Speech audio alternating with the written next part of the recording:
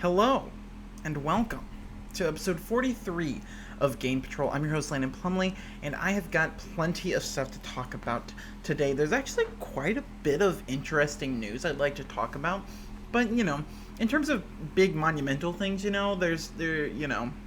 um, we're kind of leaning towards the end of March now, which is absolutely nuts. We're almost a quarter of the way through 2021 already.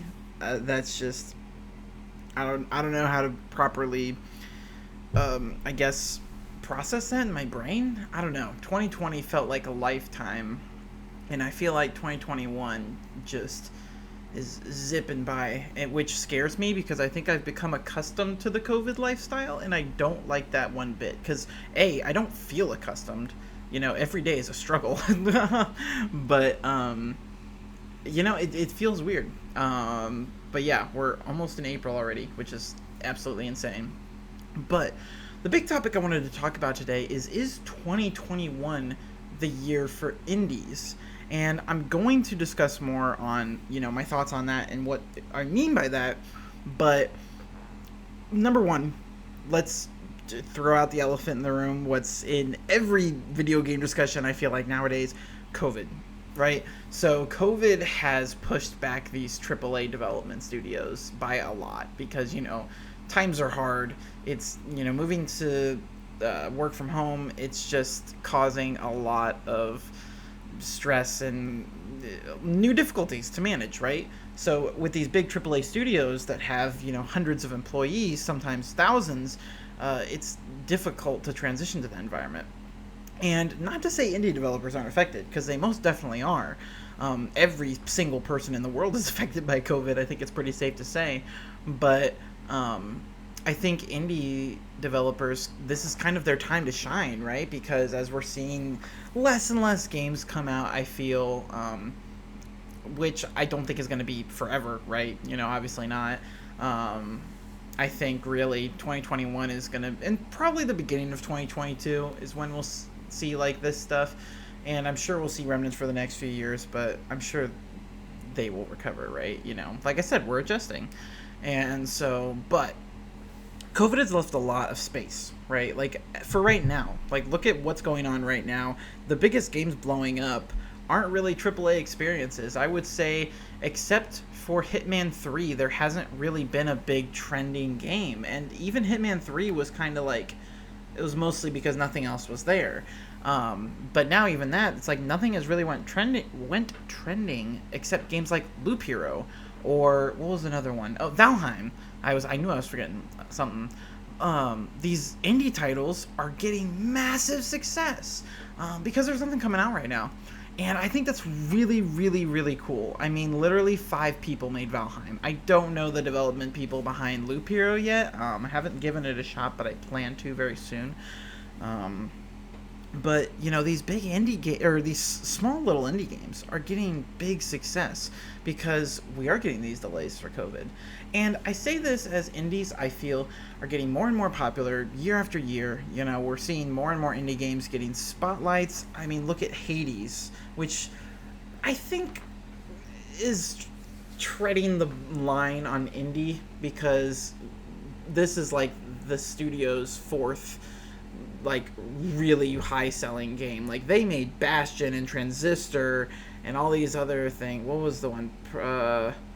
Pyre. They made all of those games and they were all popular. So it's like, it's hard to categorize what is it? I wanted to say Supermassive, but that's not right. Maybe it is. I don't know.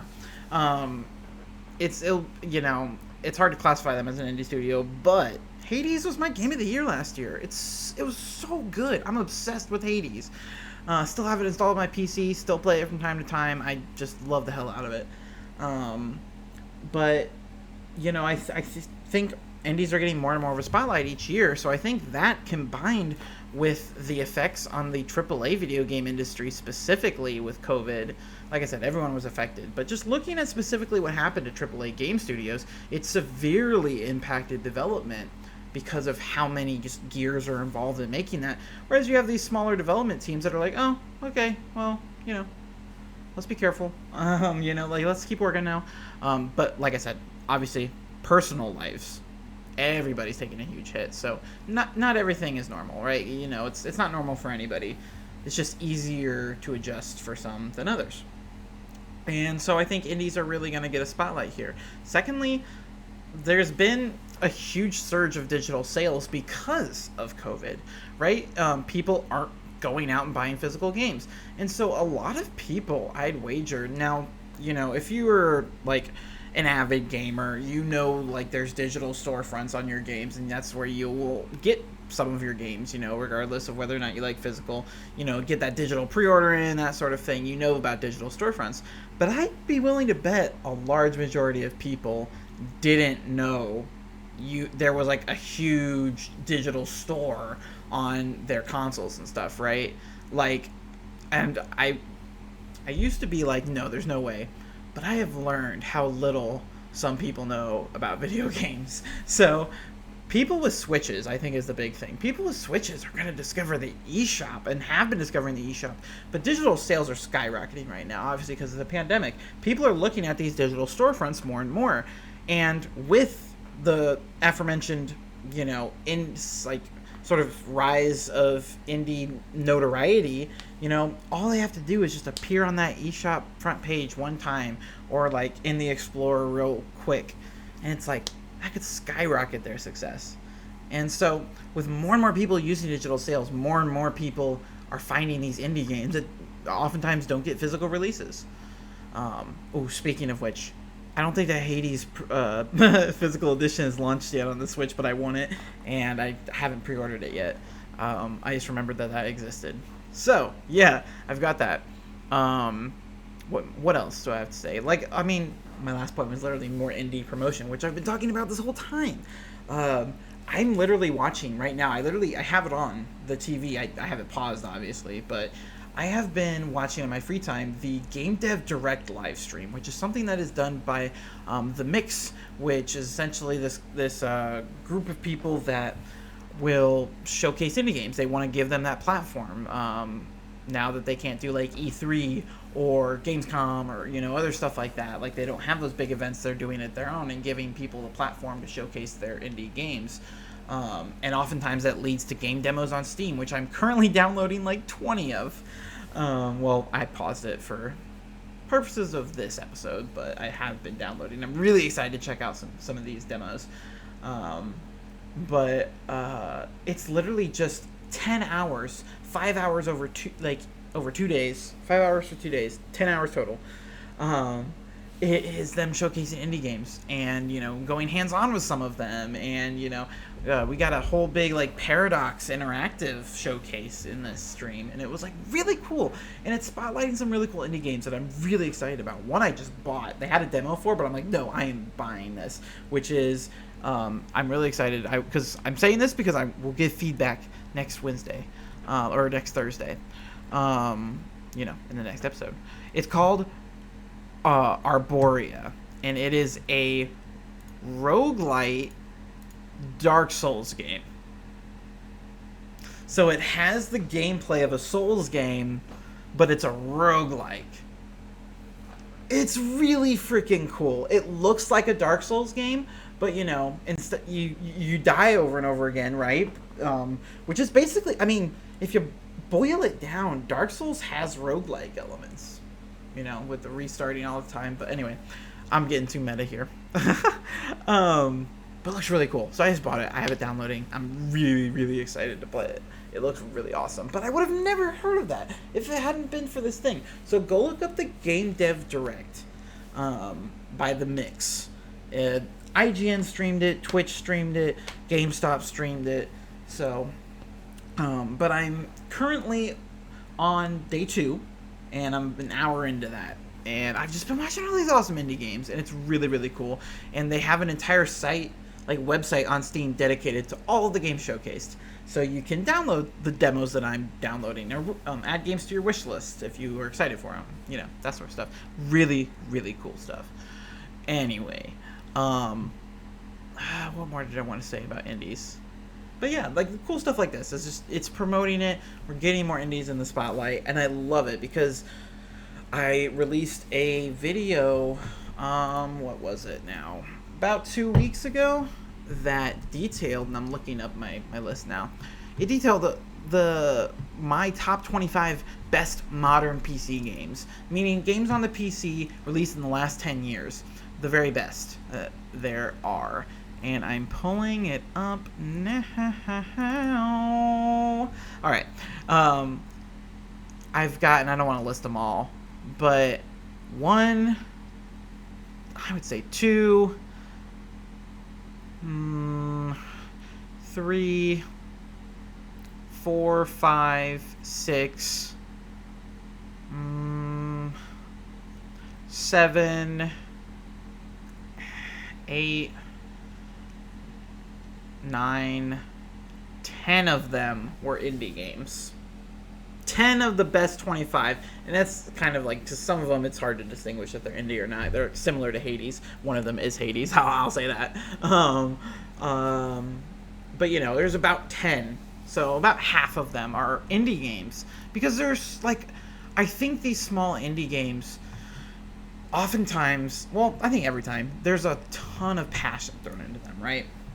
This is something that they wanted to work on so hard. They're like, you know, I don't want to work at another company. I want this, like, I want to be the head of this project, and I want to see this succeed. I have this dream for a game that I want to come to life. So some of the most special and memorable experiences I've ever played have been from indie games. So I think that 2021 should be the year for indies. AAA studios can take a break. Let's highlight some of these people who've worked their butts off. Not that the bigger developers don't either, but they've worked their butts off to accomplish their dream. And there's some that just has more passion in it than I think anything else could have. I love indie games. I think they're so good. Some of them have some work to do, but you know, there's just so many great experiences out there, and I'm happy that they're getting more of a spotlight, and I think they should, and I think you should check out more indie games, because indie games aren't a genre. They're an entire, like, category. Like, they have all of the genres you talked about, so you're like, oh, I don't like indie games. Well, what do you like? I like RPGs. They're indie RPGs. You know, I like racing games. They're indie racers. They showcase 2 different indie wrestling games in this live stream. It's nuts. But yeah, there's all sorts. There's an indie game for you. Trust me. If you like video games, there is an indie game for you. So play indies. 2021 should be the year for indies. And that is all I have to say about that. This might be a shorter stream, or shorter episode, you guys. Just letting you know now. Sorry, I was taking my drink. Let's talk about some gaming news. Honestly, all across the board, really, everything is good this week. So, first off, the Play at Home initiative from PlayStation. So we're going to start off with my PlayStation news, because there's, honestly, most of this news is Xbox related. But PlayStation started talking more about that, about those free games you're about to get. So, next week, March 25th, every PlayStation owner can claim for free Abzu, The Witness, Enter the Gungeon, Subnautica, Res Infinite, Moss, Astrobot Rescue Mission, Paper Beast, and Thumper, all for free. Now, I can personally say that 8 of those games are amazing games. I don't know Paper Beast. I've never heard of it, so that might be the one they kind of thrown in there, but no disrespect to that. I just haven't heard of it. But I can personally say, you know, 8 of these 9 games are absolutely incredible. And to get them for free? That's nuts. So yeah, you can just start claiming them next week, March 25th, and then April 19th. There's given away the complete edition of Horizon Zero Dawn. This is so good. I actually already have this, so I don't, you know, this isn't anything for me, but for someone like, my second most anticipated game of the year is Horizon Forbidden West, but I've never beaten Zero Dawn, so I want to go back and do that to prepare, and I'm sure there are plenty of other people who have the exact same thing going on, right? So this is a really cool thing for gamers, and like all of those games, literally, Astrobot Rescue Mission is one of the best PS4 games, period. Not even just PSVR, just games. Just best PS4 games, Period. I love that game to death. It's so good. Best VR game I've ever played after Half-Life Alyx, because Half-Life Alyx. But yeah, a lot of cool games that are just given away for free. So stay at home, folks. Play some cool video games. Let's move on to the next one. Disco Elysium is one of the games on my top 25 modern PC games list. And the final cut is coming this month. We got, news about that earlier that it was coming in March, but we have a date now. It's March 30th. So, let's see here.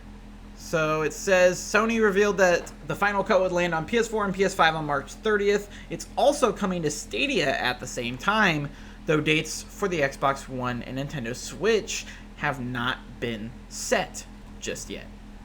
So, yeah, we're getting the final cut, we're getting that director's cut, we're getting the best you can experience of Disco Elysium, one of the best games ever made. And yeah, so that's really cool. Not much to say about that, but excitement, March 30th, that's really close. Drink break over. EA Play is now coming over to Xbox Game Pass for PC. Gamers rejoice. Gamers rejoice. So, I haven't gotten my Series X yet. Haven't found enough reason to, although this next news is making me think about that. So, I haven't really gotten my Series X yet, so with the PC, I just have Game Pass for PC instead of having Game Pass Ultimate because I don't use my Xbox One anymore. And so when they announced EA Play, I was like, wow, that's really cool, but I have a PC. And so now it's finally coming to PC.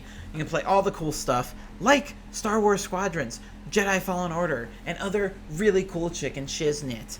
So, EA Play. Also coming to Game Pass, literally a bajillion of games. First off, Outriders is launching into Game Pass at launch. Caveat, it's not on PC, and that makes me very sad because that's why I'm like, okay, maybe I should pick up a Series X. I have a 1X that can probably run Outriders okay, but I just would like it on, Series X. I don't know. I'm not sure because I really want to play Outriders, so honestly, I think I might bust out the series or my 1X and play it on that just so I can play it. So I don't have to spend the $60. But yeah, it's coming to Game Pass. Also coming to Game Pass, well, they're already on Game Pass if you haven't noticed. 20 games from Bethesda. I talked about this last week that they were announcing they were going to bring a bunch of Bethesda games on. Well, they delivered.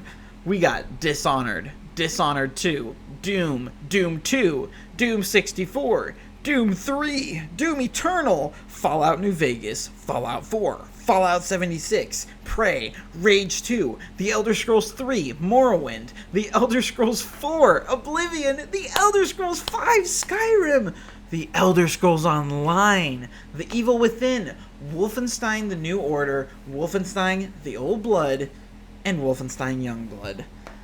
Heck yeah. Also, all but Morrowind, Oblivion, TES Online, and Fallout New Vegas are available through Cloud Play for Game Pass Ultimate members. That's the Dishonoreds, the Dooms, the Elder Scrolls minus Online. Like, really good stuff. So yeah, they all got added to Game Pass. Celebrate the acquisition. Absolutely bonkers. There's also plenty of other stuff. Octopath Traveler is coming to Xbox through Game Pass. Undertale's finally coming to Xbox through Game Pass. It's like Game Pass is out here just This is nuts. It is absolutely bonkers, my guys. Game Pass is the best deal in gaming. It really is. It's like, I hate PlayStation for saying we're not doing this because it's so good. And it's like, I love the PlayStation. I think the PS5 is the better console. That's why I haven't gotten a Series X. Series X tends to have worse performance even though it runs at higher fidelity. And so they're just trying to like juice the heck out of that system. While the PS5 knows what it is. It's like, okay, just make it run at a lock 60 or whatever they're going for. and relatively, like, that's how it goes, and they're better optimized. But anyway, I don't want to use my PlayStation because Xbox has Game Pass. So yeah, that's what makes me want both, because Xbox is the better value, PlayStation is the better console, I think. But yeah, so Game Pass, great stuff, get it. And then another of my top 25 PC games is Crusader Kings 3, and we got an update, babe! It was actually in this Game Dev Direct that I've been watching, so I was like, oh, I gotta talk about this. It's getting its first paid DLC. It came out Tuesday, actually. Yeah, they announced it and released it that quickly. Crusader Kings 3, The Northern Lords, is a Norse-themed flavor pack that came out Tuesday. It's not a full-blown expansion. They call it, like I said, it's a flavor pack. It's basically like, it still gives players dozens of new stories and chances to raid foreign shores, brave harsh winters, or establish a new Viking realm. So some really cool stuff in there, but they call it a little flavor pack. Nothing major, just awesome Viking stuff. So it's really cool. So I'm excited. If you have the season pass, you can get it. You get it automatically, or you can just buy it separately. But Crusader Kings 3 is such an amazing game, and I'm really happy that it's getting content as cool as this already. After what? 8 months, maybe? Yeah, 7 months. So yeah, let's talk about the games coming this week. This is going to be a very short episode, guys. I'm really sorry. So, Plants vs. Zombies Battle for Neighborville Complete Edition is coming out on Nintendo Switch tomorrow. This got announced during the Nintendo Direct a little bit ago that people were like, huh? Now on Nintendo Switch, tackle hilarious missions and defeat epic bosses in the Weirding Woods, Mount Steep, and Neighborville Town Center to collect medals and unlock outrageous outfits. Party with up to 3 friends and goof around in Giddy Park, or dive into some 8v8 multiplayer in Turf Takeover, vanquishing opponents, blasting gnome bombs, bouncing on pink ooze. It's the most fun you'll have since sliced bread. So, yeah, this port's coming to the Switch tomorrow. We'll see how that goes. I think it could perform really well. I think it's a nice kid-friendly multiplayer game, kind of like Splatoon. Kind of has that market cornered on the Switch, but there's not much to play if you're done with Splatoon 2, so people are looking for more. So this could possibly be a really good idea to put on Switch. We'll see how it does. Also tomorrow we got Root Film for PS4 and Nintendo Switch. Root Film is a thrilling adventure game with visual novel elements. Follow Rintaro Yagumo as he is selected to be the director for the rebooted Shimane Mystery Drama Project, a TV series which was cancelled for an unknown reason 10 years ago. His excitement for this amazing opportunity is quickly curbed when a horrible murder interrupts their location scouting process. That was a long description. But Root Film coming to PS4 and Nintendo Switch tomorrow. It's cool. It looks like it has a visual novel basis, but that aesthetic, but some more adventure elements added to it, and it looks really cool. I think those can be some fun indie games. Then on Tuesday, we got a bunch of stuff coming out on Tuesday, guys. Here we go. Number 1, Arkham Horror Mother's Embrace. Inspired by the award-winning board game franchise, Arkham Horror Mother's Embrace is an investigation game served with turn-based combat set in the cult universe of H.P. Lovecraft. This looks really, really cool. I'm actually excited for this game. I'm interested to see how it does, because I thought it had a really cool look to it. If you look up some screenshots and some gameplay, it looks interesting. I am definitely interested in this game. Then we've got Overcooked All You Can Eat for PS4, Nintendo Switch, and PC. It's coming to the last gen after, it was basically made exclusively for next gen. So it's not much. It'll look slightly better, but it's Overcooked 1, Overcooked 2, and all the additional content are blended together and remastered in this delicious definitive edition. Enjoy hundreds of levels of cooperative cooking chaos across increasingly perilous and obscure kitchens. I think if you already own these games, you don't need to buy this. It's more for people who haven't played yet. And so, yeah. Then, Project Cars Go for iOS and Android is coming out on Tuesday. Feel the thrill of racing in Project Cars Go with one-touch racing gameplay optimized for mobile. Compete around the world on the most famous race and drag tracks and compete for glory at the finish line. And so, yeah, it's a mobile Project Cars game. That's awesome. Cool. I don't understand why racing games are such a hit on PC. I mean, or not PC, on phones. I guess that's kind of the same reason they are in every other console. It's a benchmark to see, how much you can push the hardware. And so I bet, with this game, they're really pushing phone hardware. But yeah, it's interesting how well racing games do on mobile. They kind of got their little like corner of the market. So like much more so honestly than consoles. Like you look at like the top 30% of the apps and they're racing. But anyway, that's total capitulation. I don't know if that's accurate at all. But Story of Seasons, Pioneers of Olive Town for Nintendo Switch is coming out Tuesday as well. Welcome to Olive Town, a peaceful community established by your trailblazing grandfather and his friends. Now that you've taken over his farm, it's your job to carry on his legacy. Plant crops, raise animals, build relationships, and get to know the residents of your new home in this brand new entry in the Story of Seasons series. Yeah, more Story of Seasons, a farming game with story, yeah, Nintendo Switch.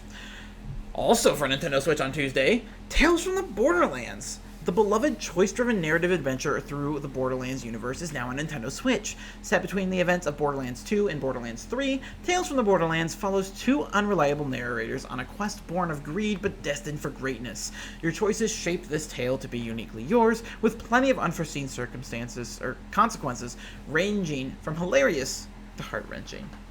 Tales from the Borderlands is such a good game. It's a very underrated game.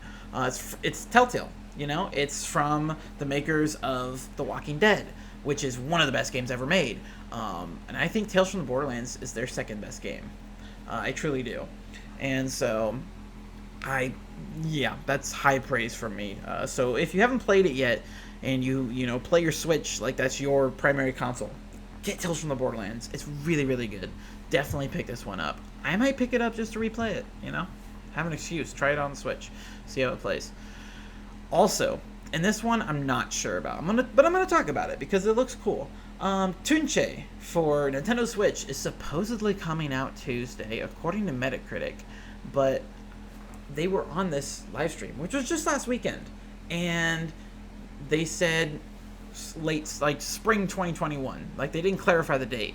So I don't think this is accurate. And also it's supposed to come to PC and I think PS4 as well.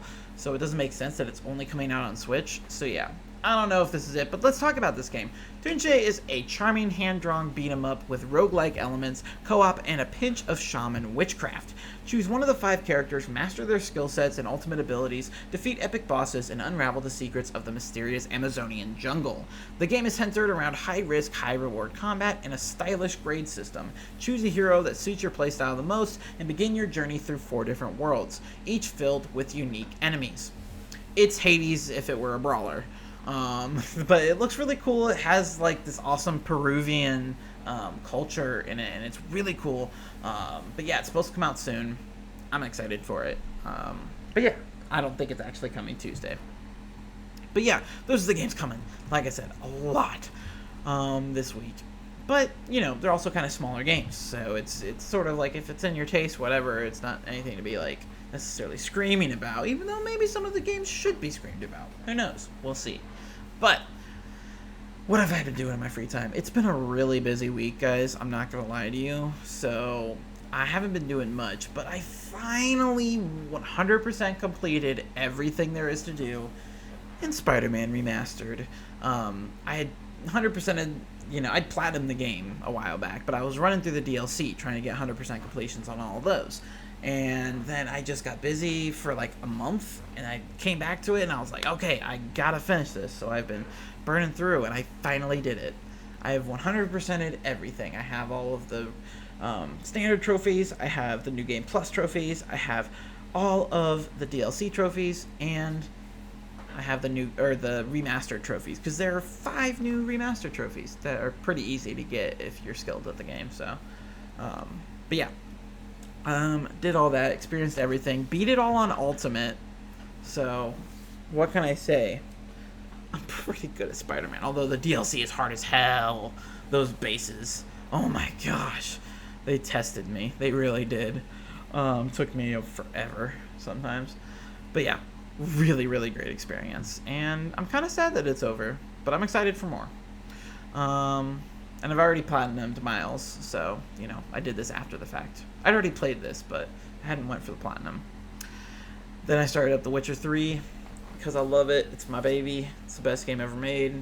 So I just, you know, booted it up, started playing again. I want to get into it more. Yeah, I just want to play that again, and honestly, just 100% it, I think. I think I'm going to go for that, too, because I'm just in a state of completing games that deserve to be completed and experienced thoroughly.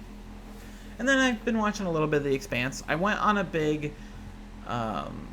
Amazon leave last week because I saw a thing about doing like a virtual protest, like a boycott, so that it could help Amazon workers unionize, but then I think it actually wasn't organized by them, and it would have hurt if it got big, because then the company could use them like striking as a form of like aggression in the union discussions. I don't know, like in the trial or whatever. So it could actually hurt their chances of actually getting a union. So I don't know, but I tried to stay off of Amazon, and I've been watching The Expanse through Prime Video, so I didn't watch it for like a week, and I just started back watching it now.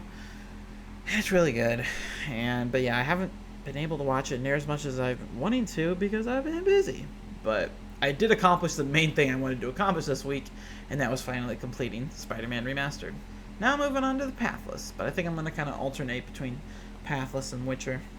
But yeah, that's it for me, guys. Like I said, it's a short episode today because, like I said, there's a fun amount of news to talk about, but nothing super like in depth really.